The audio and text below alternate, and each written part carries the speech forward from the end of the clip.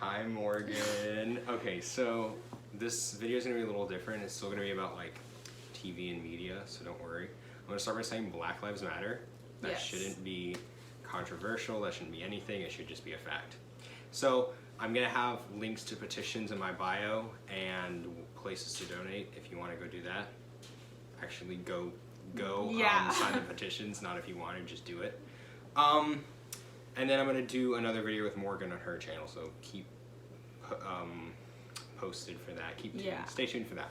I mainly do art and like just random stuff.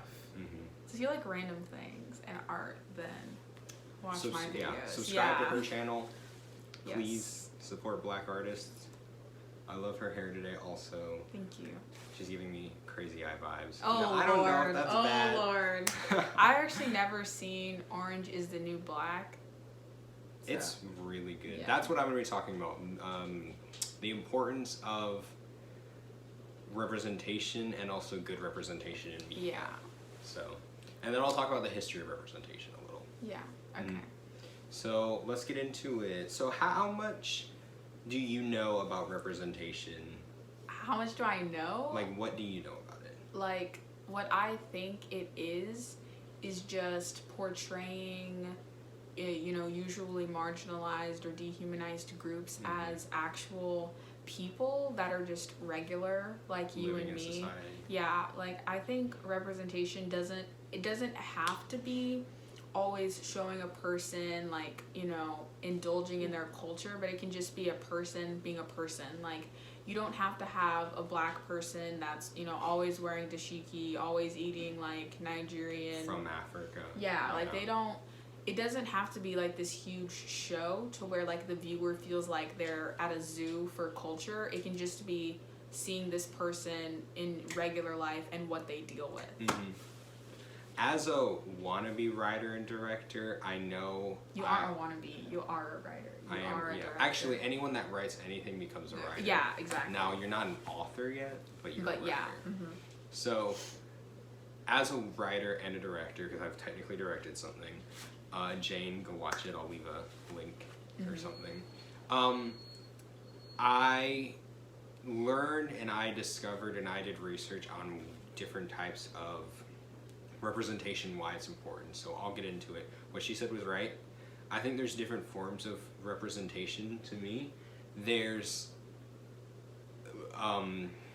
little representation where it's like you have a black character, they're not super in tune with their culture, they don't wear natural hairs, they don't really talk about their black issues, just like you have the gay people They're just that are present. they're just kind of present, which is fine because you got to have different diversities, you got to show people in the world, and there are black people like that wear straight hair, that don't really indulge in their culture, that don't talk about that. Being black isn't just standing up for our humanity. Oh yeah. Like, it's more than that. Like, black people, I feel like it's dangerous to just assume that all black people are just people fighting for human rights. Because that's like really dangerous, because then it makes like to politicians and to corporations that like black people are a not one platform, like a one issue voter kind of thing. So then they like simplify the struggle and they just simplify black people, which is also very dangerous. So it's like a very gray area to walk through. Plus, not to mention, a lot of writers are white and directors, and they don't know how to just touch white on males. those. Yeah. They don't really know how to touch on those topics, and they don't hire people of color that know about it to do And anything. like the writers who are white and who are male aren't taking the time to read the stories of other, even like people in their field. Like Issa Rae has a very good autobiography that like would just be good to read because she's Senegalese American, and then just maybe reading her stories and other stories like that, those directors could just learn a little bit. Like, they'll never truly know what it's like to be black, but they'll be able to empathize a little bit more and just write more realistically. And shows with a predominantly white audience, if they touch on those Black Lives Matter, they could alienate some viewers, which is terrible. The fact that somebody could be turned away from someone saying Black Lives Matter, but it's the truth. And I think that's why a lot of people don't show black characters, gay characters, strong women, Yeah.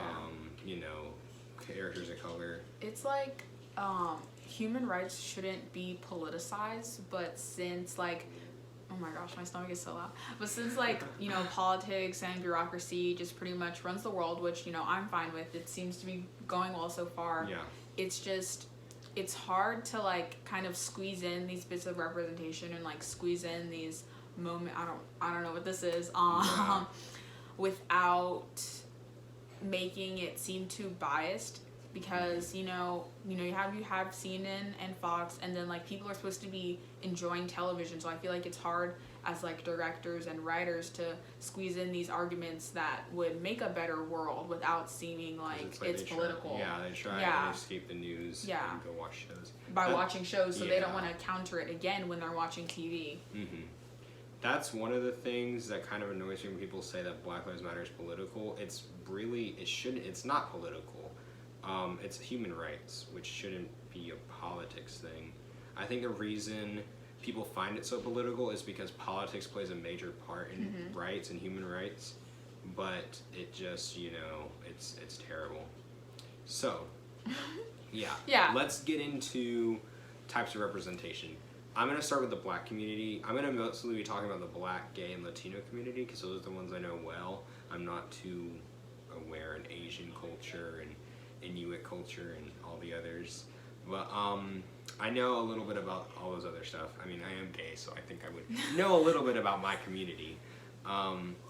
So types of in the past there were different ways of portraying black people. There was the mammy. You see that in Gone with the Wind. Then there was the sexual black woman.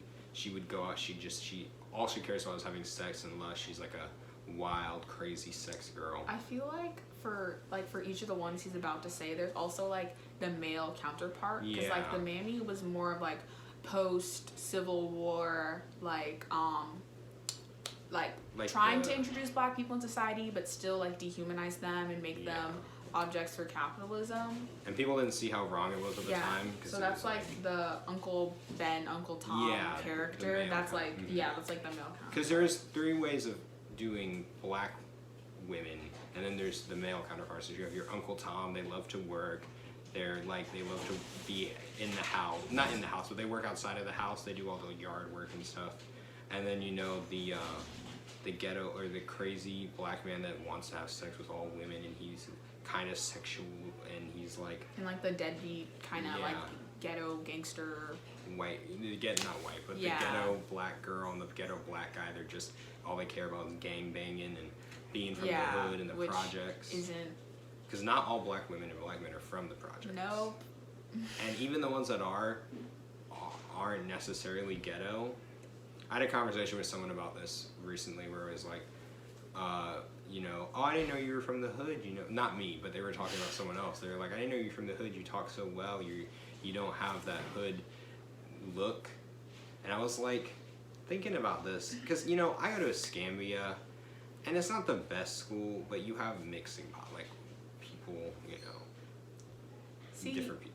The thing about that is that when you have someone from outside of your community, say like a white person or even a black person that just never lived in a low income area, hearing someone say that like, oh, you talk so well, oh, you don't dress like your hood, it's like that, like me. So if I was that person and getting told those things, to me I'd be like, well, this person is just like ignorant. They don't know that all black people are not educated, and they don't know that, okay, style is a personal choice. Not everybody dress the same. And then as a black person, it's saying that people who look like this person, either like, it honestly kind of hurts more when it's a black person doing it to another black person, but that's a whole different issue. You're seeing this white person tell you that you're abnormal and that black people aren't able to be educated or dress.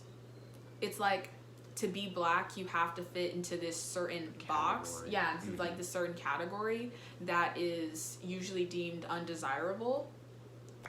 And we'll touch more on this on her video. Yeah. Because that's where we go in depth on that. But like, that's one of the things, like, also speaking Ebonics and having a black accent and stuff doesn't necessarily make you it doesn't make you dumb, unattractive or uneducated. Yeah, I was like, it's an actual language. It's a dialect. Yeah, it's like having a southern accent or like a British accent. Mm-hmm. There's this like community in South Carolina. They're like these white people, like they're descendant from like Dutch or Irish, some kind of marginalized community in the South.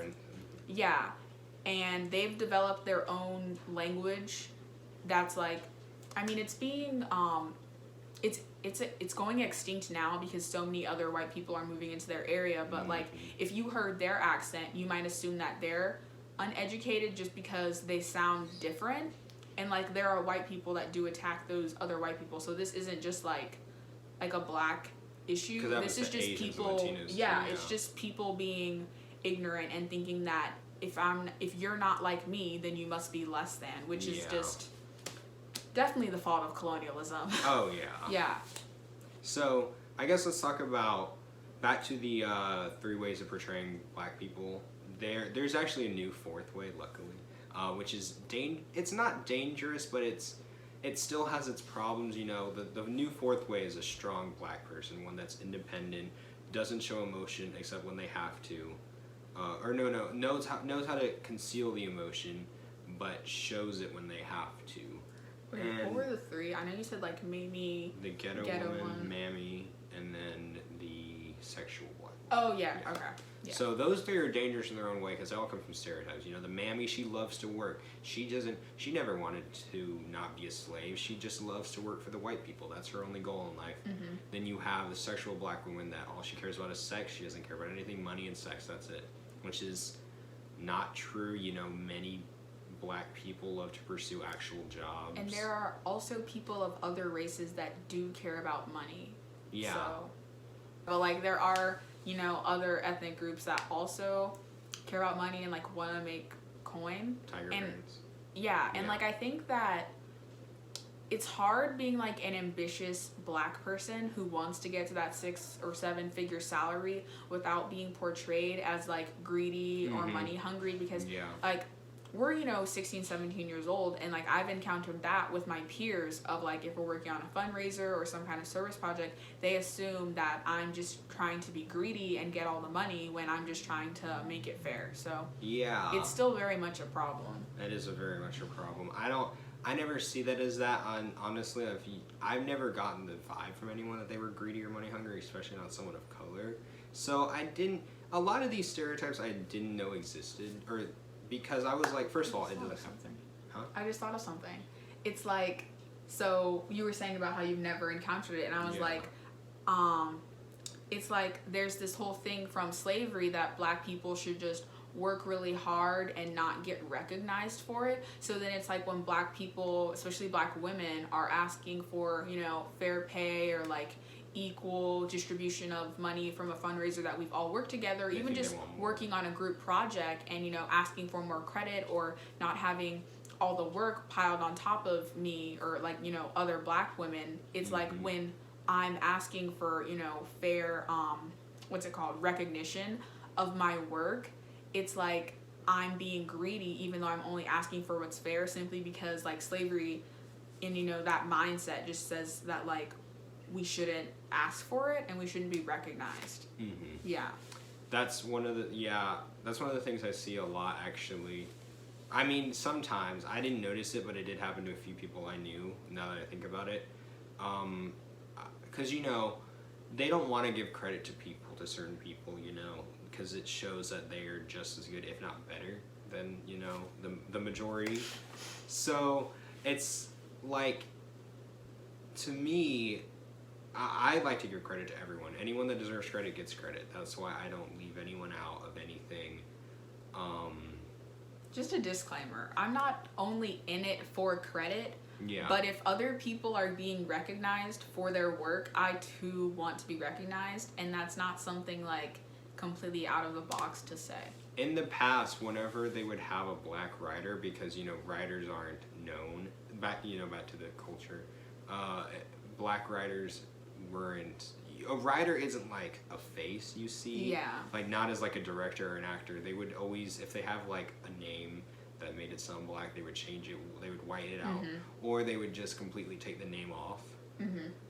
Or and give it another name. This was very. I watched a documentary on this actually about black writers in the 1950s. I want to say 60s, where they would write stuff.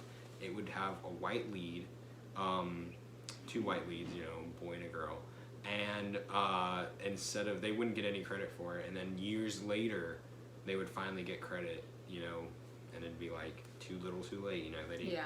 I don't even know if they got paid for it because I don't remember. I think they did, but it wasn't a lot because they were black. So.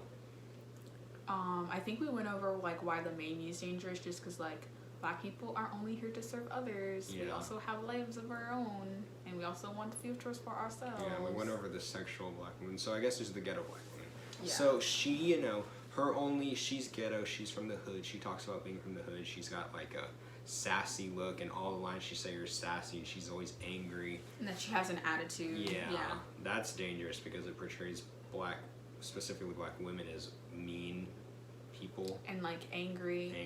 And like there's this kind of myth or like maybe subconscious thinking that some, not all white people have of like black people being dangerous. So then when you see a black woman that she has personality, but there are white women that also are sassy. Like I feel like the Karen counterpart is basically like that kind of black woman, like you have like this can I talk like to your manager, like that that kind of thing. I feel like that's like the white version that like we applaud, but then like when a black woman is asking to like talk to your manager, or She's when a angry, black woman's getting mad at her kids, or when a black woman is asking like for her food to be sent back, like both things that like if a white woman did, it'd be like, oh, she just wants it done right. But then a black woman, it's like, oh, she's mad, she's from the ghetto. Like if a white woman did it, it's something we'd laugh at, like, oh, look at her, she's just being a dumb white lady. But then when a black woman does it, oh, she's angry, she doesn't, she's rude and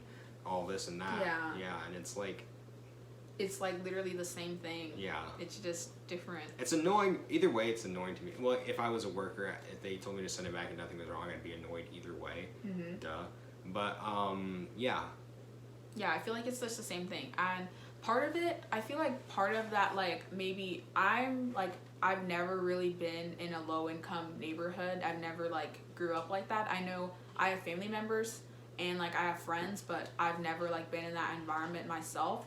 But I feel like part of that proudness comes from just being black and expecting society to treat you like equal. just equal. So then, of course, they're going to want to ask for their food to be, hot. And of course they're going to ask for better service and get what they paid for at the nail salon. It's not them being ghetto, it's just them wanting to get, treated equally, get what they asked for because they are like paying good money. I just feel like it's misinterpreted because society is like telling you all these things about black women when they're just wanting what they asked for and what they paid for. Because it's just about respect at that point. Yeah, exactly. It's really just about black women and, anyone black really just wanting respect and dignity. And it's a shame that they have to ask for it. And it's a shame that it's interpreted as having an attitude. And when minorities ask for equal treatment, it's seen as they want more. They don't have enough. It's not... the bare minimum isn't enough for them. They see it as they're already equal and they're just asking for more. When it's not that case. Especially because the people that are saying that black people are equal right now are not the people who have experienced it or even read the experiences of black people. Because then they would know. Hi guys, Editor Jacob here. So I just wanted to make a quick note and say that when I said supremacy, I meant privilege. My mistake, my bad. So keep that in mind. Yes, thank you. Bye guys. It's the people that deny their white supremacy. Yeah. Because I know white supremacy sounds bad. Supremacy and white, two words that have, bad connotations now, I guess. I don't think white has necessarily a bad connotation. I don't think it is either, but I think a lot of people, because it's... Like, they think it does just because everyone's talking about it right now and making a saying it's a bad thing. I don't think white supremacy is bad unless you use it against black people. Because, I mean, it's something you were born with. It really is. White supremacy is something you were born with. You know. I mean, like, white privilege is something yeah, you're born white at. privilege, But not supremacy, yeah, privilege is what you're born with. Yeah. But supremacy, no one's born better That's than what I someone meant, else. yeah, yeah. I was like, White privilege is something you were born with. Yeah. You don't be sad about. I mean, no, be sad, be angry, but don't be ashamed of it. Yeah. Use it, and then don't be a supremacist. Yeah. Yeah, I feel like with a lot of my white friends, I've definitely had to like console them about everything that's going on, just being like, oh, it's okay, you're not racist, oh, don't cry. And it's like, this really, like, I've kind of stopped doing that just because that's not my job to like clean up their tears, especially when like knowing them as people, they have small microaggressions, but they definitely aren't, you know, big microaggressions like, oh, you're so articulate, oh, you don't sound black, or like big stuff like that.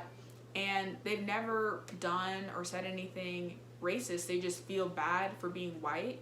And to all the white people watching, don't feel bad about being white, because you can't change your being white, and I can't change my being black, and that's a good thing. Mm-hmm. Like, you can use the privilege that you were born with to help other people. So instead of focusing on how being white is so bad for you, think about how you being white can be good for other Help people. Others, yeah. You know, like, I don't know if I should say this, but I feel like there's just this tendency. Well, I feel like this is just an American like ego kind of selfishness, to whenever someone else has a problem, you kind of turn it onto yourself. Yeah, that's definitely an American thing. That's definitely an American thing, like not a white thing. So I feel like we just need to recognize that and be more introspective, and then use it to help others. And if you get called out for doing something wrong and you feel bad about it, don't get defensive. Don't say, I didn't mean it in that way. Yeah. I mean, obviously you didn't mean it that way. Just face it. Realize next time it's wrong. Say, I'm sorry. It won't happen again. Listen to your black friends. Yeah. Yeah. Exactly. If they say, hey, that's not cool, don't say that. Don't be like, oh, it's just a word, you know. It's just a saying. Because it's more than that. Yeah. Yeah. But back to... And then the fourth type. Oh yeah, the strong black woman. And strong black men. So this is probably the best one just out of the three. It's not bad. It's not bad when it's done the right way. By a black writer, a black director, they know how to portray a strong black person. Obviously, some white writers do. I can't deny that. But for the majority of them, when they try and have a strong black woman, it goes bad because they don't show emotion. You know, they're like, I have to be better and bigger and, you know, strong the entire time. I'm not allowed to be who I am, show emotion. Like, I didn't really get into Dear White People. I did a little bit. But, like, the main character, she is an example of a strong black woman. I forgot her name. Sam. She shows, in the beginning, because I watched, like, I think the first half of season 1, where she's talking about the blackface party, you know. The reason she set that up is to see who would attack. I know a lot of people complain about why did she do that, why would she, because... Gotta expose the problem, man. You gotta expose the problem. Like, I was definitely shocked, but then I understand why she did it.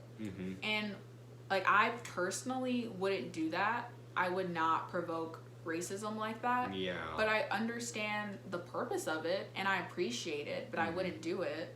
I wouldn't do it either. Well, if I set up a blackface party, it would be different. Yeah. So I, of course, wouldn't do that. I mean, it was gonna happen, but then it got canceled, but then she sent it out anyway, but, you know, yeah. I think it just shows, and I know, you know, doing blackface doesn't have the same meaning as it does in the past. It's still bad, because it still carries the same connotations. Because it's more than just putting on makeup. It's, you become black, you start doing ebonics, you put on a black skin, you wear hair. You're making fun. Yeah, you're basically making fun of a whole part. You're making fun of, like, the struggle. Okay. It's like you want to be black, but without acknowledging the struggle. Yeah. And it's like you're taking things that people usually seem as like threatening or just bad or less than, and then you're dressing up in it like it's fun time, playtime. Yeah. When it's not. That's like whenever people pretend to be gay as a joke. I didn't they even say, know that was a thing. Yeah, they every now and then some YouTuber will be like, "Oh, gay challenge! I'm gonna be gay for a day or gay for a I've week." never turning heard. myself gay. Yeah, Oh my lord. it's crazy because it's like you don't understand because people that are actually gay when they come out, they get harassed, they get attacked when they're walking down the street with who they love, they get beat up, they get denied cakes. All of a sudden, Trump made that law that we can't adopt, gay couples can't adopt children, so, or no, they can, but they can be refused. So, yeah. Oh, so it's like you can refuse on the basis of sexuality. Yeah. Oh, okay. Because that kid needs a loving home, and someone's willing to give him a home, and then you say no. So, you tell me who's the bad person. You tell me. I'll let you leave a comment. I'm going to delete it, though, because I love deleting comments. I don't get that many comments. Oh my lord. I would, honestly, We're I don't watching need this hate. like years later. Like, what were we doing? Yeah. So, yeah, so like you said with Sam, like, you can do it, in a good way. I feel like a lot of the women on Dear White People is a Netflix show, but it's also its own movie if you want to watch that too. Yeah. A lot of the women on there are strong black females. They're strong for different reasons, but they're That's still the thing, there's more than just one strong Yeah, black there's woman. definitely more than one strong type. I feel like really the only time when you said how it can go badly is when they don't show any emotion. I was thinking of Beyonce as Nala in The Lion King, but also Beyonce's a performer. She's not just an actress or just a singer. You have to get the whole package. She's a dancer. Yeah, you can't just have Beyonce singing or just have her dancing. It has to be like the whole full thing to like get That's why she did that that movie. Oh, yeah, I love it. Because Countdown, she could, Homecoming, something like Homecoming. that. But just Beyonce as a lion, I didn't get it. That's the thing. When I watched Lion King, I was like, I don't think she really fit voice acting. She was can supposed sing. to be Tiana, but they chose. Or no, she denied them, and then they chose someone else. Yeah. Oh, I'll get into Princess and the Frog because there's problems. I love Princess Oh, and the dude, Frog, but there girl. are problems, and we can't deny that. That's another thing. I think because it's in Africa, right? That's where Lion King took place. So having a predominantly black cast is fine. Makes sense, yeah. But do not compare the black people to animals because that's where the problem. What I was thinking is that Disney's only black representation up until maybe 5 years ago was Tiana and the Lion King. And she turns into a frog halfway. Yeah, through. and she's a frog for most of the movie. Yeah. I was like, why are these black people animals? So then when Doc McStuffins came out, Doc McStuffins is arguably the most important kids show on the planet. I would say it's woman, very important. Yeah, it's a woman, and it's a woman of color being a doctor, and she's helping all those little animals with their boo-boos. The toys, yeah. Exactly. So I gotta say, when kids shows show representation, I'll get into kids shows because I did a whole and children's thesis books on are this. very Yeah, important. yeah. Yeah. So, back with Tiana, I love the Princess and the Frog movie. I think it's a great movie. Mm-hmm. I just wish that the first black princess wouldn't spend her entire movie, almost the entire movie, as a frog. As a frog. And honestly, it's like as a black person, I'm like, yay! There's someone that I don't have to be Jasmine Yeah, anymore at the yeah. party. Like I can Moana. be. Oh, she I don't came have out to, yet. Yeah. Moana came out after. Yeah. But then it's also like, is Disney just throwing us crumbs? Because there are other stories that you could have put a black girl in. Like, I know they covered all the basic ones, like, Yeah. Snow White, yada, yada, yada. Cinderella.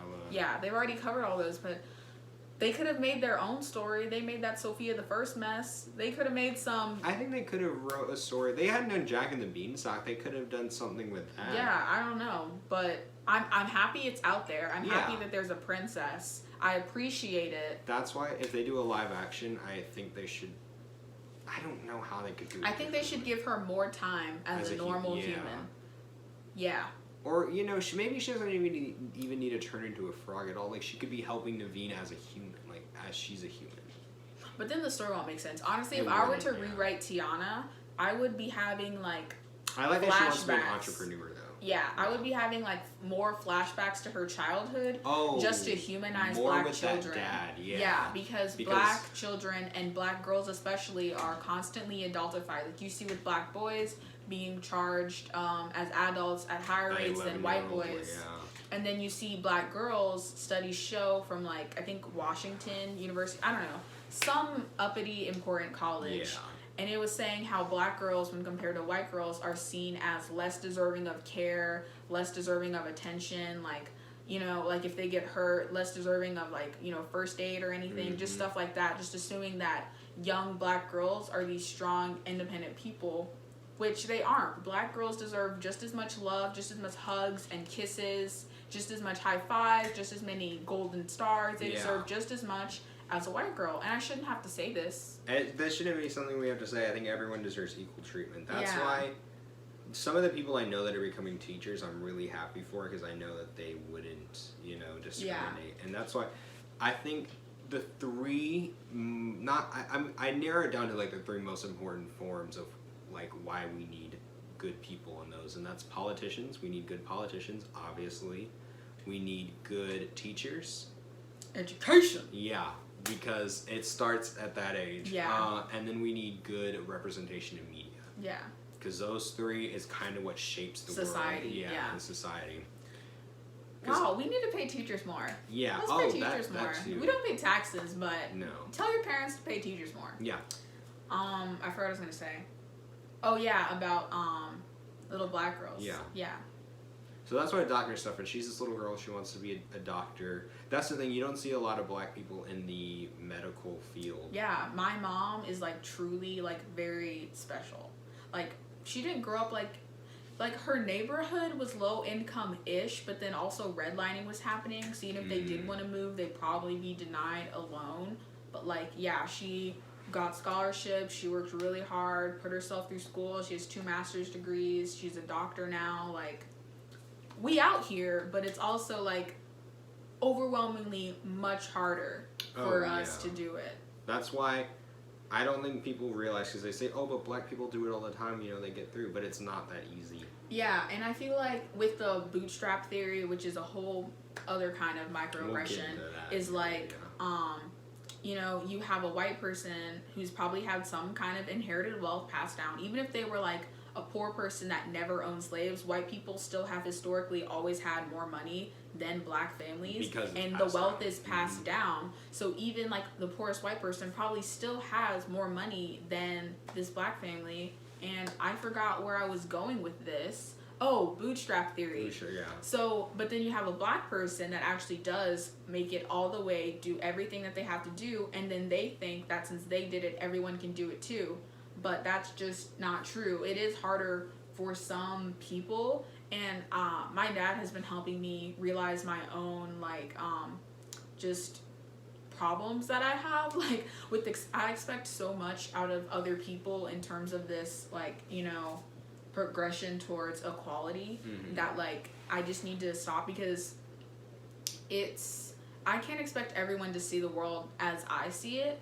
So I need to get into their shoes and just look at how maybe why they aren't responding so positively to what I'm saying. Yeah. Because not everyone has the means or everything to just literally pull themselves from the bottom and make it to the top.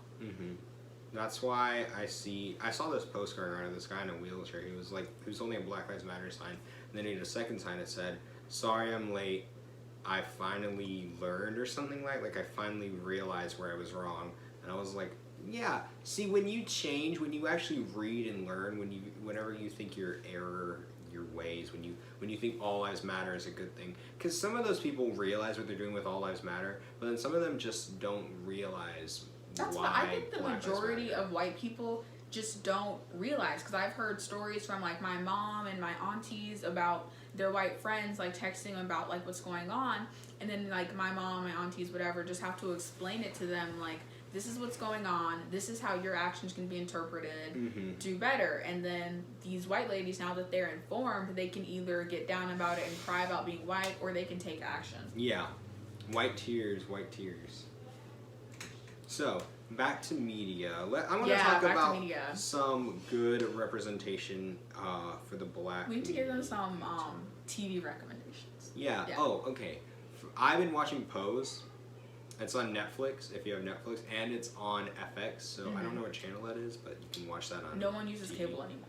No, we actually cut our cable. Yeah. A minute ago, this year. So watch Pose. It is very, very informative. It deals with black and Latino, gay and trans people in the 80s and 90s, back in the Vogue What a Madonna time. era. Yeah. It is very pretty. That show, even if you don't understand it, at least it's pretty, so you can just like watch I love it. cinematographic Yeah. excellence. Some shows. Okay, I do want to quickly address Blackish. Yeah. I just like real quickly, and like I haven't watched Grownish. My mom said I can't watch Grownish, and then I haven't watched I've Mixed watched Dish some of it. just I like because Mixed I've seen like clips of it, but I've never like seen a whole episode. So just Blackish, because that's where it all started. Mm-hmm. More white people than black people watch Blackish. Now there are more white people in the U.S. than black, but more white people watch Blackish than black people, just because black people already know their experiences, and then seeing an imagined upper middle class black family, Because they're not low class and they're not. no, yeah, just relive their experiences. Like I don't think after a black person is working very hard all day, and maybe someone was sawing around them in the store, and then as they were driving home, this doesn't happen to black people every day, but it happens more often than not. And then maybe they're like pulled over for like speeding or something. They don't want to not wearing their seatbelt. Yeah, not wearing their seatbelt. Then you see, and then you have to rewatch it on TV. Like I feel like that's one of the reasons many black people don't watch it. But It could be a trigger. Yeah, I get that. I appreciate the show's existence just because ABC is like a very widely watched channel, and I'm happy that there is some black representation out there, especially in the form of comedy, because comedy is a easier vessel to put like progressive. Yeah. This is not a progressive view saying that Black Lives Matter, but that's just it's often presented as a progressive view, which is very sad. that is. Yeah, but comedy is just a good vehicle for messages about representation. So yeah, I appreciate Blackish. I do like ABC and their push for equality. In Modern Family, they had the gay family. That was like, I think, one of the very first modern. What I think about Modern Family though is that the gay couple was always arguing, which just isn't They true. did argue a They lot. were always. I could never tell. I've only seen like 2 episodes of the show, but they always seem to be like fighting or just But at I think the odds. reason is because all of the families fight. Like, I think they just wanted drama for the show. Yeah, that's true. So I mean, it's different with a gay couple than the other straight couples. But Mm-hmm. I do want to congratulate them though for showing like one of the first gay families on TV. Because honestly, before that, I probably couldn't tell you any. Like after that, but not before that. Yeah, someone has to start. Like if you're afraid, if you're an artist or I guess writers and directors are artists, but like if you're any kind of person in media, like push for it. Like don't be afraid to be the first. And Because when, let's say, I'm not saying do stuff for the credit and like the coin, but like let's say you have an idea to put this underrepresented couple or family on TV, but you don't, and someone else does, and then they get the credit for it. Like, I'm happy that that person did it, but you should also want to be brave and step up. And here's a secret for writers who are trying to get into story, right? Like books, like that want to write books. They're more likely to buy your story if you have some sort of representation. Yeah. I watched a bunch of videos on ways that your books get picked up, and a lot of people said representation. They don't want boring white stories anymore. It's trendy. It is trendy. It's trendy, but hopefully it doesn't stay a trend. It becomes like a cultural norm. An actual thing. Yeah, people are tired of reading about white boys and their dogs. I hated Old Yeller. He had to kill his dog in the end. It was just horrible. Oh my reading god. it. Yeah, it's that's a timepiece. Yeah, it belongs where it was written. I don't think. Also, don't try and do. This is like a writing thing, but don't try and remake stories from the past. Like I was watching a video on this, and Lord of the Rings is very outdated, and a lot of people try and copy the format of Lord of the Rings, and it doesn't work. Nope. just gotta do your own thing, man. Be Yeah. creative. But Be creative. back to recommendations Oh, for yeah. television shows. So we said you touched on Blacklist. Yeah, I so mean, watch that if you're like white. Yeah. if you're like an introductory, if you're like the ally that's kind of like, I'm very new to this, like I'm for human rights, like maybe that's a good place to start. But Agreed. like if you're a person who's never outwardly made a racist comment, but you're worried about like your subconscious kind of thing, I feel like Dear White People really gets on like the small behaviors that can be taken as offensive, or behaviors that reinforce white supremacy or just And I would say white privilege. Yeah, I think Pose is one of the ones to watch if you're white and gay, because I mean a lot of straight white people need to watch it too, but specifically white gay people that don't understand the struggles of gay black people and gay black trans people and Latinos who are in the LGBT community, and it touches on those topics because in one of the episodes, the trans woman Electra, she doesn't want to be any part of this crime that happens because for her it doesn't matter whether she was a part or not, she's going to get blamed for it. They touch on how there is no justice for black trans people because there's not. There's no justice for black gay people because there's not. And there's no justice for trans and gay Latino people just because there's not. There really isn't.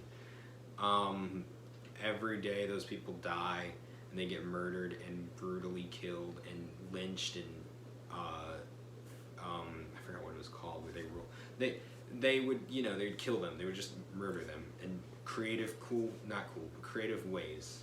And it's scary Yes. that these people think of this. I did the thumbs up ironically. Yeah. That was ironic. Yeah. This is not a good thing. This is just like, It happens. Yeah.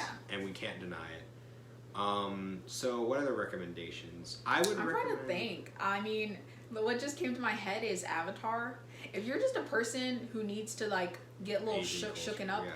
it's not even, I mean, it is a marriage of like 4 different Asian cultures. I could go into that. I have a whole 'Cause entire it's like Avatar Japanese, analysis, Korean, but I do too. Well, we're I don't have a gonna whole we're gonna hold up analysis. on that. We're gonna hold up Yeah. on that.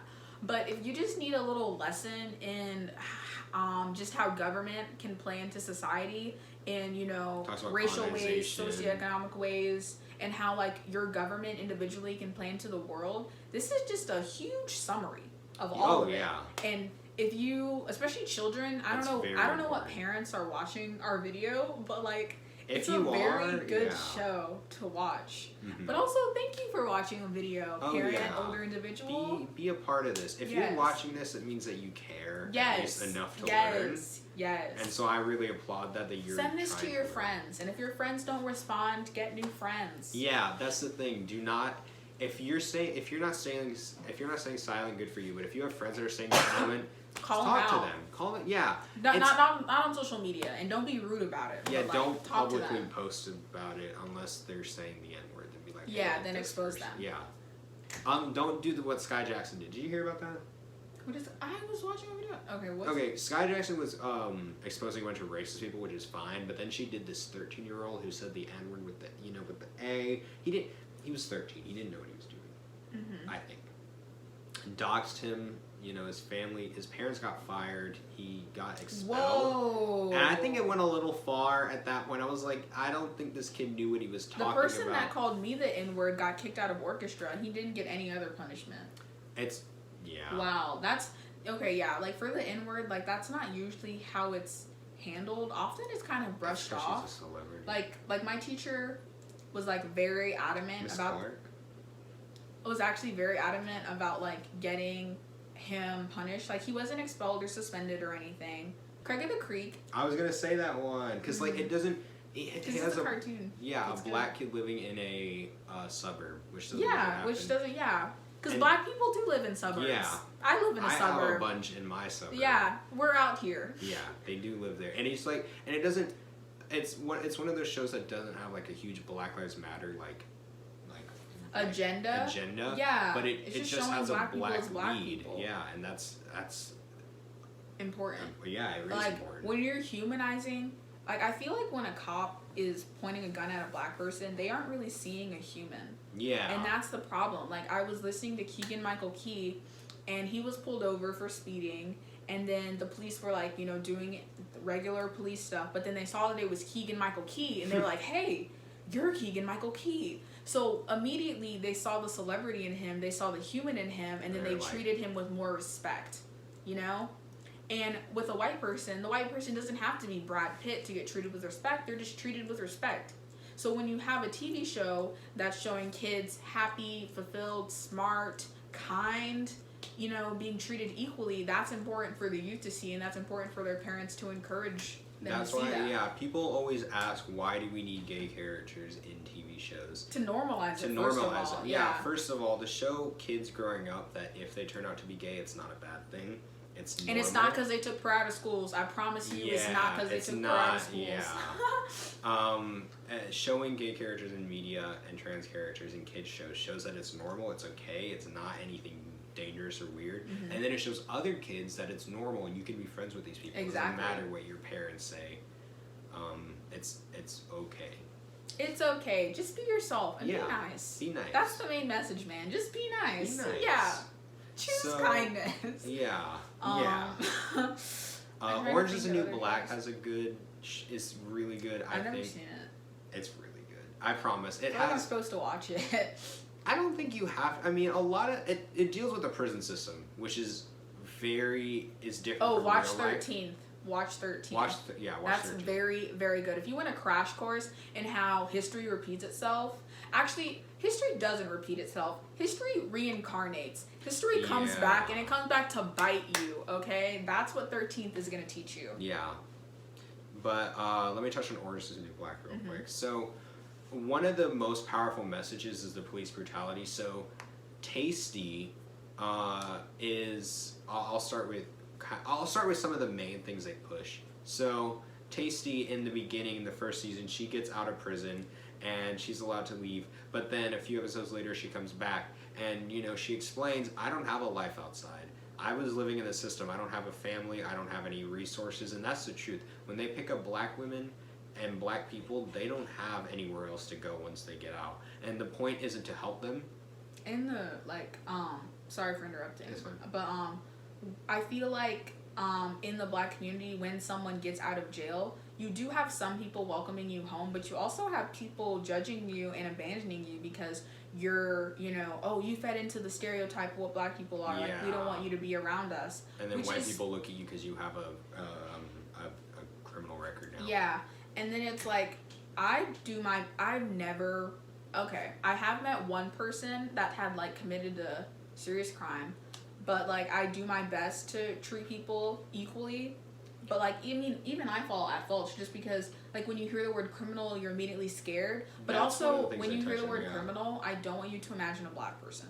Yeah, oh, Yeah. no. That's Yeah. really dangerous. Yeah. But one of the, what was I gonna say? So, when she gets out, she has to come back, they're all like, why did you come back? And she's like, I have nowhere else to go. I don't have a home. This is the only place I can get a meal. Which is sad, but Yeah. true. And I really like her ending because later on, one of the cops dies and they blame her for the death, even though it was another cop that killed him. And, white cop got away with killing another white cop. So she gets blamed for it, and her friend is too scared to speak out on the truth because she actually saw what happened. Because she's a black woman in jail too. She's gonna get attacked and whatever. So in the end, when she gets found guilty and she gets life in prison, instead of she's a little sad about it at first, but then she uses that and she sets up this thing to help people who are in prison to get outside resources. That's good. She teaches, because she's really smart too. She teaches people, and she helps one of the characters who has dyslexia, I want to say. She actually gets her a good score on this test, and it's really powerful. But then the character thinks that she failed the test, so she overdoses and dies. They talk about drug problems. What? Yeah. Season 7 was a bit crazy. 7? Yeah, What? that's oh where they- my lord. Sometimes stories just they become boring. I really Season only 6 like was limited bad. series. I don't like season 6. I think season 7 was really good though. I think season 7 talks about ICE a lot, and it touches on how people in ICE are affected. You have one of the girls who was basically brought up in America. She was brought here at 1 as like a baby. She doesn't know this life, but she gets sent back to where she was from, and it's sad. Yeah. It's very sad. I cannot think of any TV shows. Let me talk about Orange is the New Black more because I have some Okay, more. okay. There's a lot. One of the characters named Pusey, she gets killed by one of the cops on accident. It's like a George Floyd situation because he was he was on top of her and wouldn't let her breathe. She was saying she couldn't breathe, and the cop wouldn't get off. The cop couldn't hear her, and then I think that's the way they made it seem. You know, the cop's life is ruined after that, but like it's fair because he killed her. Like he gets fired. At first, they don't fire him, and that's when they riot. The people in the prison riot, and it's so. That whole season, that was the entire season 5 was like a riot, and it was very, very interesting. I really like it because it's not like real life, but it shows like it's like stuff like this happens. Like the riot in this prison doesn't, but like people getting killed by cops, black women being killed by cops in prison does happen. And they talk about one of the characters' name. Oh, I forgot her name. She's Asian though. She.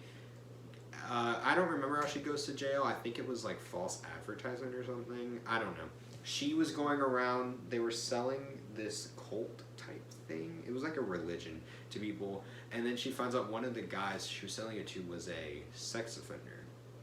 But all he had done was he was naked on a beach, a private beach, and I guess somebody saw him and reported him, and that's how we got the sex offender term. That's one of the things. I think we need different ways. Like, I think people who go to prison need different. Like, this guy didn't deserve to go to prison for being naked on a private beach. He was a white man, I'm pretty sure. And they touch on that, and it's very interesting, and it's very, I think, important that they talk that.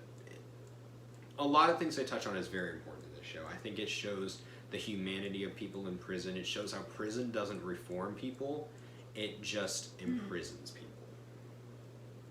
I mean, that's the whole point. Like, I went to America's first prison in Philadelphia, which was actually largely supported by Benjamin Franklin. And it's called a penitentiary because you're supposed to, like penance, like repent and think about your actions and come out a better person. But basically, everyone was in solitary confinement. No one could talk to each other. If you made noise, you got punished. You got your 3 meals a day, and you just work alone all day. You get your little tools, and you just work along all day for 2 years. That's just what your life is like. And they largely thought that it was reforming people, but only few people actually came out better or, actually learned the skills. People need people in order to be people. So you can't just isolate them and expect them to come to their senses. Like that. In other countries, they have, like, hotel-looking prisons. Like, it looks like it's a hotel because it's meant to make people feel, because America's like one of the only countries that doesn't care, like that just doesn't focus on rehabilitating people. It focuses on punishment. Punishment is necessary, obviously, but we need to focus on helping people and helping them after prison, or else they're just going to come back, because once you're in prison, it's hard to not come back, especially if you're a person of color. So any other shows? No, I can't think of anything. It's so weird. I don't know if that tells about us or about media. Kind of both, but also, like, I'm not a huge, I mean, now that, quarantine and stuff, I am, like, watching more TV, but I'm really just watching The Office and Dear White People, so. I think Elite has a few messages. Elite touches on, like, the social classes, like how rich people are, like, better than poor people, and it touches on that. There's no black characters, but there is gay characters, interracial gay characters. One of the guys is Muslim, and then the other one, he's Arabic, and the other one is white, and they have, like, Andrew can come out to his family because they're white, and they, I guess, don't care as much. But when Omar tries to come out, his dad almost just gets him out of the house. Yeah. So that's very true. And then his sister Nadia, she's poor and Muslim, and they talk about her struggles trying to make it, like how she has a rivalry with Lou, my favorite character, and Lou's rich, and Lou's She, I love their rivalry because it's so good. Honestly, watch the show. And then I like how Nadia, they do have a black character, 2 black characters in season 3. And then Malik goes into Nadia's shop to like buy something, and he has a bag, and he's rich. So I don't know what he was doing on the poor side of the town. But he goes in there, and because he's dark skinned, she like thinks he's stealing. It's very apparent, and then that's like all they really do to touch on like color, I guess. I don't know. Yeah. Watch Elite, it's good. Yeah. I can't think of any. Oh, I want to make a video on 13 Reasons Why one day and talk about the problems of that show. 'Cause that one also deals with race, but I'm not going to talk about it now because we're running out of time. So Yeah, we've been rolling for like an hour, so. yeah, almost. Yeah. So every show we said go watch. Let me name off some gay shows because we named a lot of black shows, but not a lot of because media representation for gay people is very lackluster. There's barely any main gay protagonists that aren't targeted to a broad audience. What I mean by that is like Call Me by Your Name, Love, Simon, and Brokeback Mountain, and all those Moonlight. Oh, watch Moonlight. A Gay Black Man. That one's good. It's on Netflix. It's on Amazon for free. It's just really good. Please go watch it if you haven't. It is. I could do a whole video on Moonlight. Maybe I will. So you know, when those movies are directly targeted at a certain demographic, there's no straight movie or TV show like made for a wide audience that has a gay lead, unless you count SpongeBob, but he's supposedly asexual. I don't know that whole situation. That was weird. So yeah. Yeah, companies. Mm-hmm. And there's no black video games. Like I'm trying to think. I guess I don't really play video games, so I don't. I don't play that much. A lot of the games I play don't really have like characters. I don't know. If you know any black video games, leave them down below. Oh, I just remembered a show, Underground. It's on Hulu. It has 2 seasons. It was canceled because WGN America is racist. Anyway, don't quote me on that. All I know is that they defunded the show for mysterious reasons. It's a show about slaves. Why are they defunding the slave show? Yeah. I don't know. Anyway, go watch it. It's very, very good. Strong black female lead. It's awesome. It's on Hulu. Oh, Harriet. Watch that. Because there's also movies. Harriet is a good movie. Yeah, 12 Years a Slave, Harriet. 42. Yeah, I watched 42. that yesterday, kind of. You know, there's like Self-Made and there's other stuff. Do like research. Who Killed Malcolm X. Yeah, Yeah. dude. Netflix has their Black Lives Matter collection, so I'm sure you can do that. And they have a whole LGBTQ section if Yeah. you want to get informed on that. But So just vibe with us, Yeah, man. yeah. Just chill.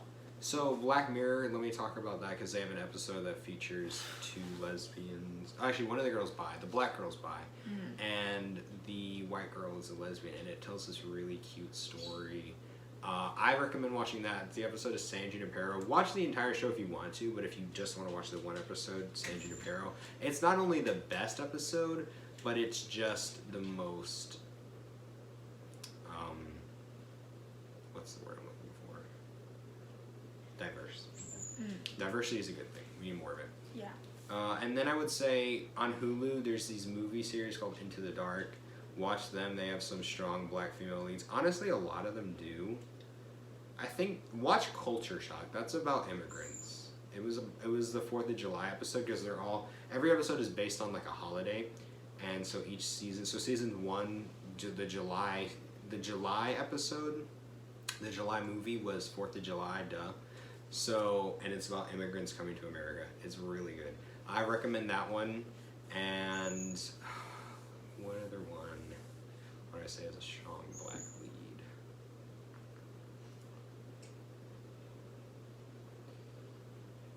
I don't know. There are ones out there. I do remember. I couldn't remember off the top of my head. So watch those. Watch everything we said, and then watch your own stuff. Do your own research. Because that just shows that we personally like. Oh, Steven Universe. I was gonna say Steven, but I didn't know if Steven was black. I thought he was like Mexican or something. Steven's white, but Garnet. Steven's is half a black. gem. So I don't know if that is he gems aren't mixed? really a race. Yeah. He is technically mixed. I But guess he's like black, Garnet is voiced by sorta. a black woman, Yeah. and she's black, you know. And plus it has gay women, gay black women, gay women of color, which you never see anywhere, except for like Black Mirror, as I said. But yeah, go check those out. Let's wrap this up because this is getting to an hour. I'll trim some of it so it's not like exactly an hour. But I guess we're on to Morgan's video. Go check it out. My Twitter and Instagram will be at the end. And have a good day. Yes. Stay woke. Stay woke. Please sign the petition. Subscribe and like. Yeah. Please sign the petitions. Even if you don't donate, it's really important to sign petitions. Yeah, it only takes maybe like 5 seconds. Yeah, it really. You just gotta And, like, say your name. It's and then, basically the same as scrolling through Instagram, except it helps people. Was that too much shade, or No. I think that was enough shade. Yeah. Yeah. Also, don't post pictures of you in times when people are struggling. Yeah, and also please stop reposting Black Death. Yeah, that's not good. We'll talk about that in a Yeah. second. All So right. I'll see you guys. Bye.